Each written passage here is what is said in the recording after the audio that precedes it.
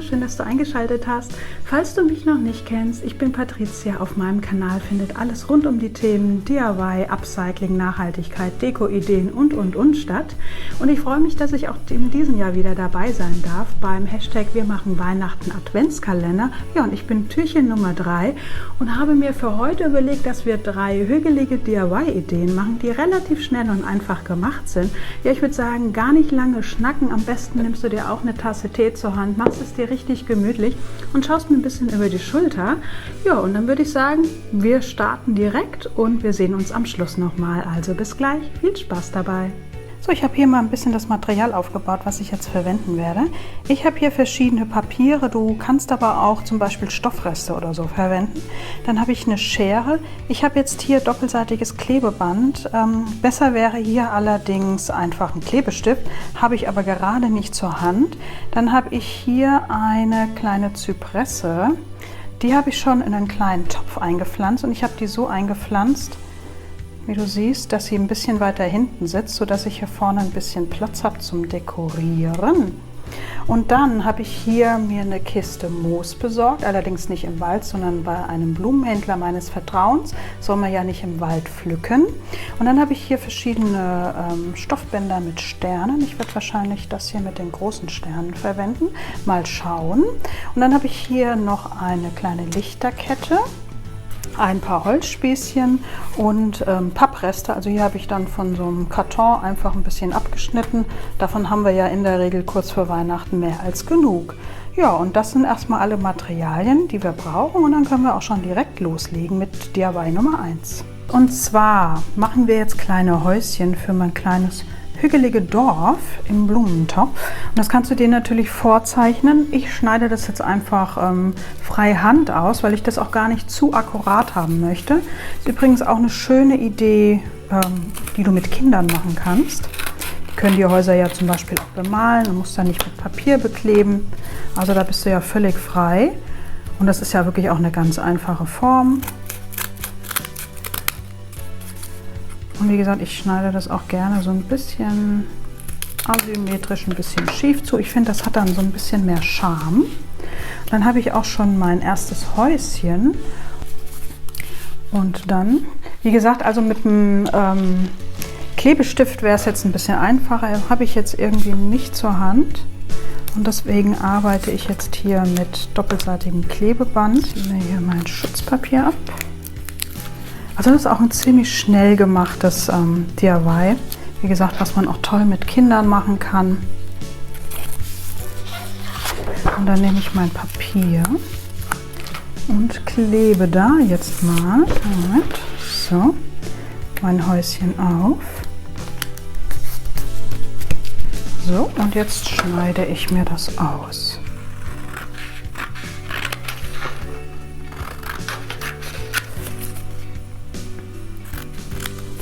So. Und dann hätte ich gerne noch ein kleines Dach für das Haus, das aber gerne ein bisschen eine andere Farbe haben darf. Nehme ich mir jetzt ein anderes Papier. Muss ich nur gucken. Puzzle für Doofe, bestehend aus 2 Teilen, warum das Dach jetzt hier drauf gehört. Ich glaube so.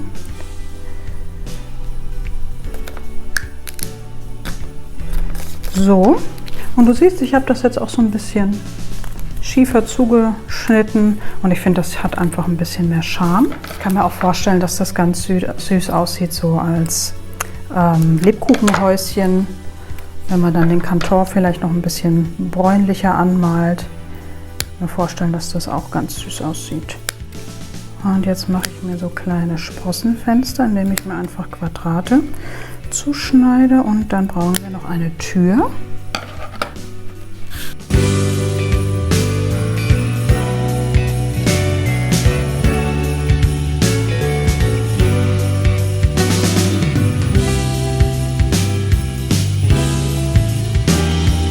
So, und dann ist eigentlich auch schon das erste Häuschen soweit fertig.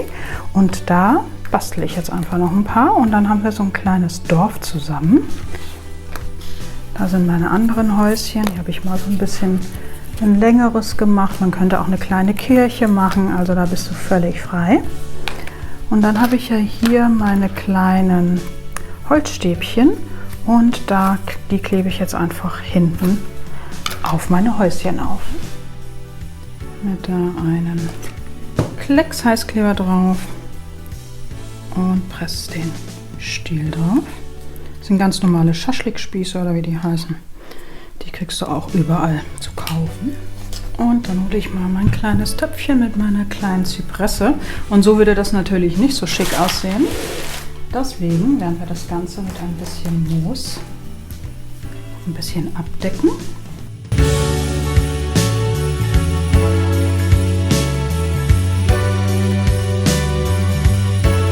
So, und dann ist das nämlich auch schon mal ein bisschen schicker jetzt. Und dann könnte ich nämlich hier auch noch meine Lichterkette schön um den Baum wickeln, beziehungsweise um die Zypresse und so ein kleines Weihnachtsbäumchen da jetzt draus machen. Ja, und dann kann ich auch schon mein kleines Dorf aufbauen. Und ich würde das so ein bisschen versetzen.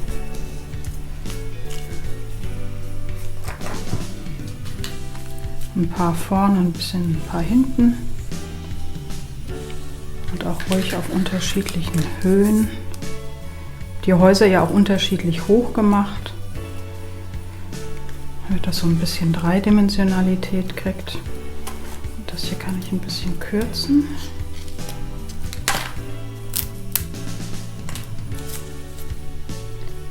Dann stecke ich die noch nach vorne. Ist auch ein ganz süßes Mitbringsel und kostet jetzt auch nicht viel.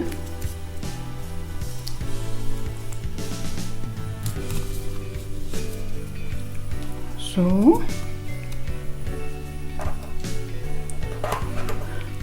Und dann mache ich, glaube ich, noch so eine kleine Weihnachtsfarbe. Also entweder mache ich das wie so ein kleines Fähnchen und stecke das noch hier oben mit rein. Zack, so ungefähr.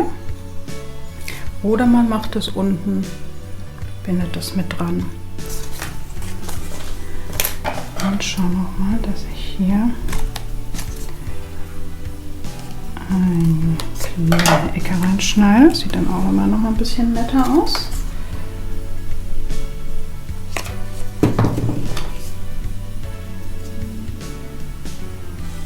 So, dann haben wir unser Fähnchen.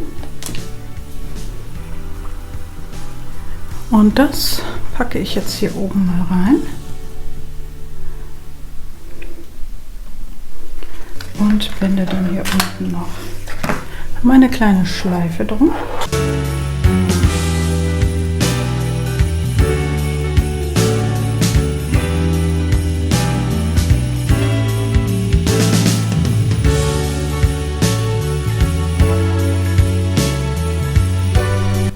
Und fertig wäre eigentlich mein kleines Weihnachtsdorf. Hier könnte man noch einen kleinen Anhänger dran machen, aber man muss es ja auch nicht völlig überladen.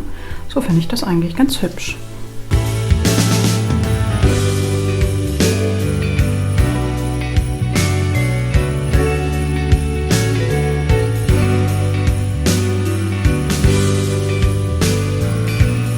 So, für das nächste DIY brauchst du eigentlich nur so einen Bindedraht, ein ganz dünner, kriegst du im Blumenladen, und eine kleine Holzkugel.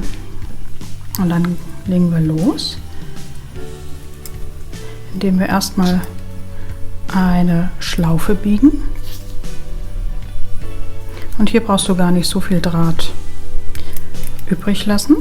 Und dann machen wir eine zweite Schlaufe. Das wird jetzt der Körper unseres Engels. Und dann gehe ich einmal oben um die Schlaufe rum, einfach zum Fixieren, und mache dann nochmal eine Schlaufe, die ungefähr gleich groß ist wie die erste Schlaufe. Dann gehe ich wieder hier oben einmal rum, damit das einfach schon mal so ein bisschen fixiert ist, und mache noch eine Schlaufe. So ungefähr. Wieder rum. Und das machst du jetzt so oft, wie du eben magst. Ich mache das immer so 4-5 Mal. So. Oben einmal rum um die Schlaufe und dann mache ich noch eine.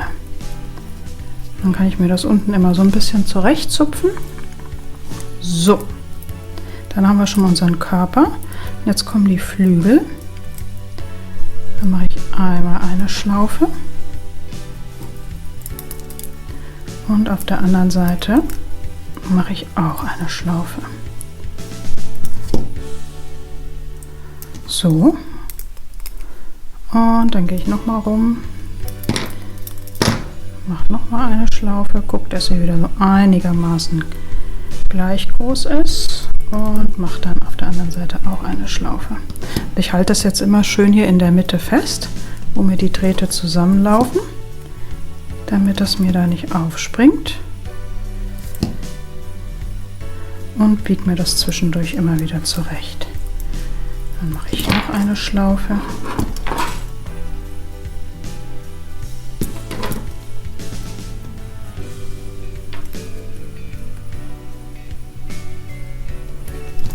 Und auf der anderen Seite auch eine Schlaufe.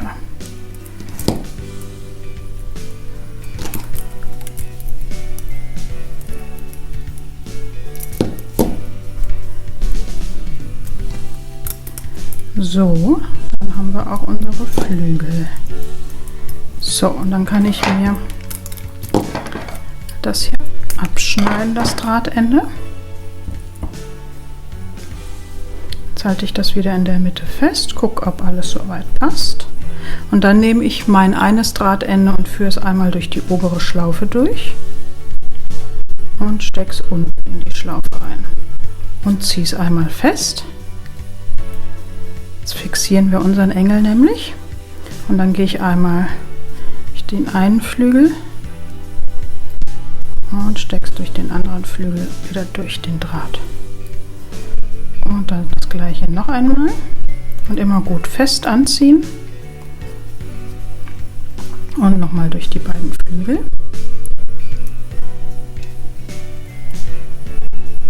So, jetzt kann ich den hinteren Draht, den kann ich jetzt hier nochmal rumwickeln, da habe ich noch ein Stück übrig.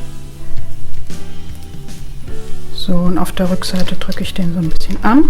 Vielleicht hast du auch eine Zange, dann kannst du das auch mit der Zange noch so ein bisschen fixieren. Guck nur, dass hinten nichts raussteht, wo man sich dran verletzen könnte. Und jetzt kannst du den Draht auch noch mal ein bisschen rumwickeln. Oder ich habe es hier zum Beispiel gemacht. Hier habe ich einfach noch so ein kleines Glöckchen dran gehängt und habe dafür einfach diesen einen Draht verwendet. Oder du nimmst den auch und wickelst ihn auch ein paar Mal noch mal rum, nutzt ihn noch mal zum Fixieren und schneidest dann das Ende ab. Und schau auch hier, dass da keine Spitze raussteht, damit sich da keiner dran verletzen kann. Und dann kannst du das noch mal so ein bisschen zurechtzupfen. Den Körper von deinem Engel kannst du natürlich so machen, wie du willst. Entweder so ein bisschen lang und schmal oder unten so ein bisschen den Draht ein bisschen gerade biegen, dass er so eine bauchigere Form kriegt. Die Flügel noch so ein bisschen zurechtzupfen.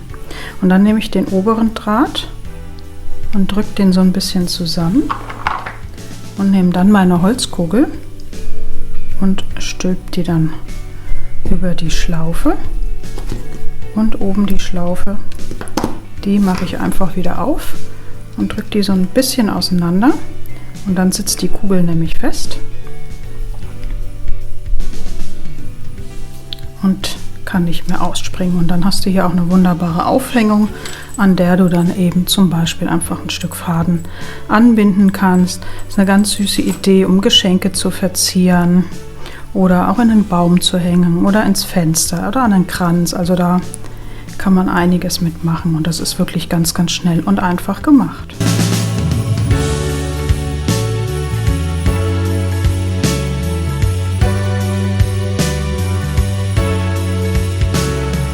Ich habe jetzt hier diesen wunderschönen, riesigen Stickrahmen, den ich schon ewig habe und nie wusste, was mache ich damit eigentlich. Heute ist es endlich soweit. Ich habe mir überlegt, ich mache daraus einen schönen Kranz. Und zwar habe ich hier solche weißen Beeren, das ist ein Zweig, der ist aus Filz gemacht.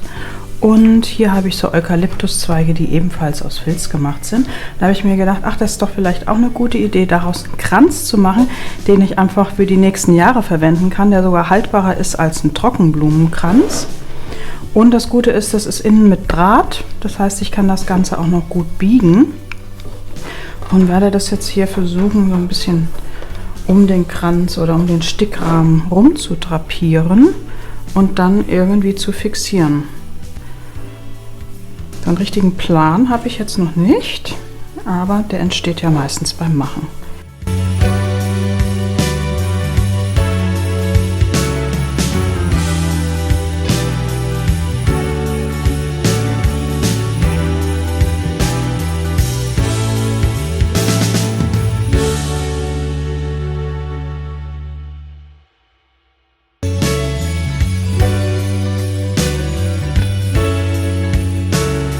Ich habe die Zweige jetzt mal so weit angeordnet und versucht, sie hier unten so ein bisschen überlappen zu lassen, sodass ich nicht so viele Stellen habe, wo ich die miteinander verbinden muss, damit ich das später irgendwie besser abdecken kann.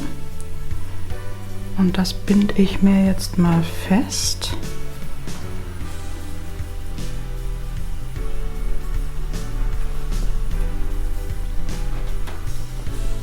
Und wickel das hier unten noch so ein bisschen drum, damit das hier unten gut fest sitzt.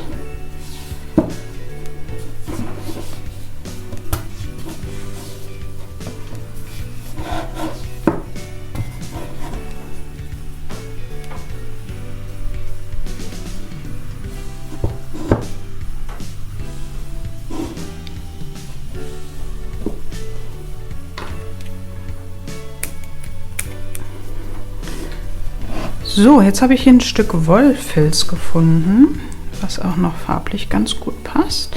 Und das habe ich mir so zurechtgeschnitten, dass ich unten das so ein bisschen abdecken kann. Das werde ich jetzt hier rumwickeln und auf der Rückseite einfach mit Heißkleber fixieren.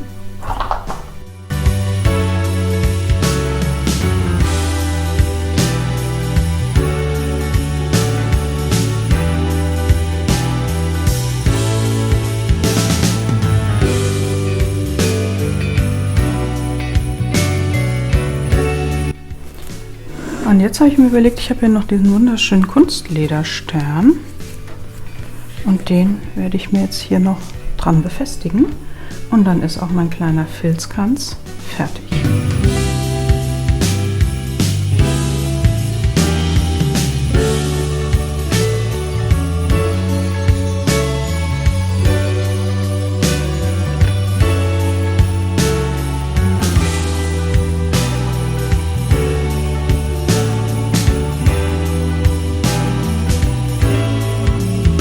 So, und das war's auch schon wieder mit meinen 3 hügeligen DIY-Ideen. Ich hoffe, sie haben dir gefallen. Es war vielleicht die eine oder andere Inspiration für dich dabei. Schau unbedingt mal unten in der Videobeschreibung vorbei. Dort habe ich dir das Video von gestern verlinkt. Da war die Steffi dran von DIY Mamis, die ganz tolle Geschenkideen gemacht hat. Und morgen ist Jelena von Jelena DIY dran als Türchen Nummer 4. Schau da auch unbedingt vorbei. Ich habe dir, wie gesagt, alles unten in der Videobeschreibung verlinkt. Ja, und dann würde ich sagen, wir sehen uns hoffentlich beim nächsten Video. Ich freue mich schon drauf und bis dahin hab einfach eine schöne Weihnachtszeit. Also mach's gut. Tschüss.